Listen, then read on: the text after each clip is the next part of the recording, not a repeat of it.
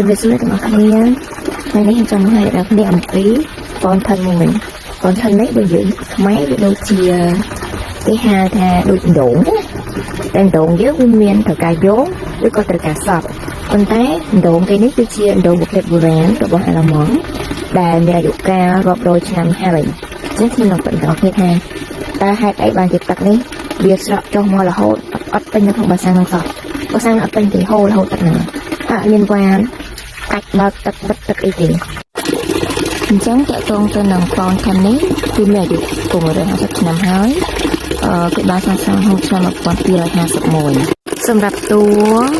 កូនថននេះគេចោនគេធ្វើពីថ្មឬក៏គេធ្វើពី bronze ហ្នឹងហើយអត់មានវ៉ានទេអត់មានបាក់បាក់ទេទឹកហ្នឹងគឺវា flow មកតែម្ដងហើយគេមានអាក្បាទេនេះក្បាលនេះដើម្បីបង្ហូរទឹកចេញមកចឹងក្បាលហ្នឹងគេ design ជារូបតោរូបអីចឹងទៅហាមមាត់ដើម្បីវាចេញទៅតាមមាត់ហ្នឹងមកទៅមកគេមានជាបាសាំងនេះដើម្បីស្តុកទឹកប្រើប្រាស់នេះអានេះគឺជាក្បាលរូបសត្វហើយគេធ្វើវាហាមមាត់ទឹកពេលវាហាមមាត់ទៅមកដើម្បីឲ្យទឹកនោះទៅមកគឺជាការ decoration របស់គេសម្រាប់ទឹកក្នុងបាសាំងនេះគឺទឹកវាហូរមករហូតអត់មានពេញទេអត់ដែលពេញតែហៀទេចឹងបានន័យថានៅក្នុងហ្នឹងគេមានប្រព័ន្ធដើម្បីបង្ហូរទឹកចេញក្នុងកម្រិតមួយដែលទឹកវាដល់កម្រិតណាគេត្រូវកំណត់ថាឲ្យទឹកនោះវាហូរចេញទឹកនោះវាហូរទៅក្នុងប្រព័ន្ធទឹកក្រោមដីផ្សេងៗដើម្បីសម្រាប់សត្វឬក៏ដើម្បីសម្រាប់ចូលក្នុងប្រព័ន្ធលូអីផ្សេងៗចឹងទៅហើយទឹកនេះអត់មានប្រើវ៉ានអត់មានប្រើទយោទេប៉ុន្តែវាហូររហូត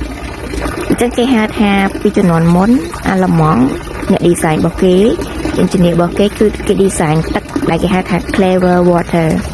គេប្រើទំនាញដើម្បីបង្ហូរទឹកហ្នឹងឲ្យចេញមកនៅក្នុងបាសាំងនេះគឺទំនាញបែបម៉េចអញ្ចឹងក្នុងការបង្កើតប្រព័ន្ធទឹកកូនថនមួយគឺគេទៅរកប្រភពទឹកណាដែលនៅលើភ្នំហូរពីលើចុះមកក្រោមអញ្ចឹងគេធ្វើប្រព័ន្ធទឹកមកគឺមានទយោមានអីចឹងទៅតែទយោគេសម័យមុនគេប្រើជាប្រភេទថ្មឬក៏ជាប្រភេទ bronze អីចឹងទៅតែសម័យនេះគឺយើងជាប្រភេទទយោប្រភេទទយោជ័រទយោស្ពាន់ទយោដៃអីចឹងទៅអញ្ចឹងវាហូរតាមទំនាញពីខ្ពស់មកទាបអញ្ចឹងគេរកប្រភពទឹកដែលនៅជិតបំផុតដែលអាចហូរពីខ្ពស់មកទាបហើយគេនឹងធ្វើការ survey មើលថាតើគេដាក់ fountain ហ្នឹងនៅម្ដុំណាបានដើម្បីឲ្យទឹកហ្នឹងវា flow មកហើយដើម្បីរងសម្ពាធណាមួយដើម្បីទឹកនោះវាចេញតិចឬក៏ចេញច្រើនហើយគេជ្រើសយកប្រព័ន្ធទឹកទយោពីលើមកក្រោមហ្នឹងតែគេយកប្រព័ន្ធទឹកទូចក៏ប្រព័ន្ធទឹកធំដើម្បីឲ្យទឹកវាចេញមកក្នុងលក្ខណៈមានសម្ពាធខ្លាំងឬក៏សម្ពាធតិចហូរតិចឬក៏ហូរខ្លាំងតាមនឹងអញ្ចឹងទៅចឹងយើងឃើញអត់ទឹកនេះគឺហូរអត់ឈប់ទេ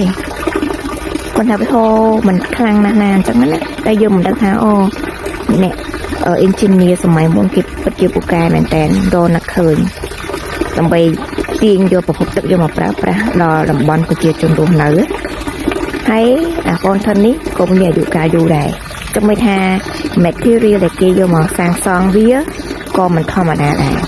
វាមិនមែនជាទយោជ័រទយោដៃដែលឆាប់ច្រេះហើយដោយសារទឹកនេះទឹកចេញពីប្រភេទភ្នំចេញតំបន់ភ្នំជាទឹកស្អាតចឹងទៅក្នុងទឹកហ្នឹងមានសារធាតុរ៉ែជាច្រើនតែធ្វើឲ្យក្បាលមាត់តោមកយើងឃើញហ្នឹងគឺវាមានឡើងច្រេះឡើងឆ្នាំឡើងកំបោរដោយសារតែទឹកធម្មជាតិវាមានជាតិកំបោរមានជាតិកាល់ស្យូមមានជាតិរ៉ែនៅក្នុងហ្នឹងហើយអីដែលសំខាន់ដែលគួរឲ្យស្ញប់ស្ញែងទៀតនោះគិតមិនដល់ខ្ញុំឆ្ងល់ថាហេតុអីបានទឹកហ្នឹងវាអត់ពេញដោយសារតែវាមានប្រព័ន្ធទឹកនៅក្នុងបាសាំងហ្នឹងវាមានធូររុនតូចណាមួយដើម្បីឲ្យវា richly ពីវាដើម្បីឲ្យទឹកហ្នឹងវាហូរចេញទៅក្នុងប្រព័ន្ធលូឬក៏ទឹកហ្នឹងវាហូរទៅកន្លែងដំណាំដាំដុះផ្សេងៗឬក៏ទៅសម្រាប់សត្វផ្សេងៗហ្នឹងទៅខ្ញុំក៏ដឹងថាទឹកហ្នឹងពេលចិត្តពេញទៅវាហូរទៅណាដែរព្រោះយកដឹងថាទឹកក្រោមដីគេហ្នឹងប្រព័ន្ធទឹករបស់គេហ្នឹងធ្វើបែបម៉េចចឹងណាប៉ុន្តែវា impress មែនតើគាត់តែមើលទឹកហ្នឹងស្ងល់មែនតើengineer សម័យមុន give me impression